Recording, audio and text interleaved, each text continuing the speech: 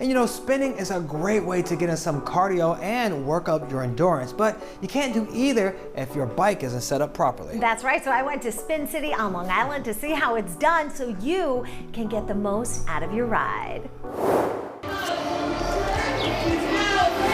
So many of us, a cycling class is the ultimate cardio experience. Fun fact, I'm actually a coach here at Spin City, but I came to the studio today to hopefully help you have a better ride. So one of the owners, Lisa, is with me right now. Hey, thanks so much for being here. How are you? I'm great. I'm really excited to help people have a better workout when they go to a spin studio. So there are some do's and don'ts when it comes to the bike, and the first really has to do with setup. It does. It does. It's really important. So when anybody comes to our studio, the first thing we do is we ask them to come in a few minutes early, and we make sure that we properly get them set up on the bike.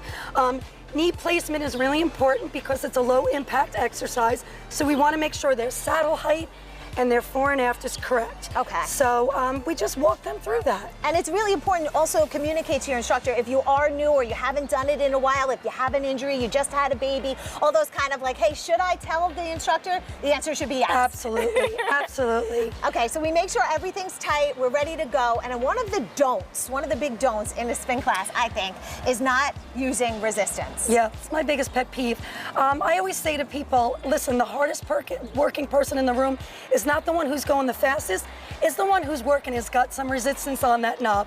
That's how spin works. Right. So, and we tell people that when they come in also, you know, make sure you have like a few turns on that knob. Make sure you're connected to the road.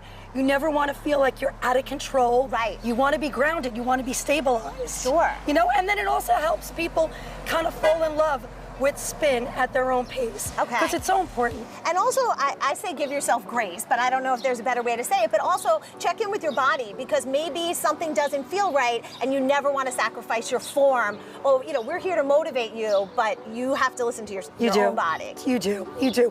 Everybody should always ride at their own pace and fall in love with it at their own pace because anybody can do that whether you're a beginner or you've been spinning for years. All fitness levels can work in the room at the same time and have fun. Yeah, okay, and one other don't we want to get out there is the handlebars. Yes. No white knuckles, no white knuckles. No, they're really just kind of there to kind of support you, kind of keep you from falling over. So, you know, you just kind of hold on to them. You never want to squeeze them. We do move around on the bike, in the saddle, up out of the saddle.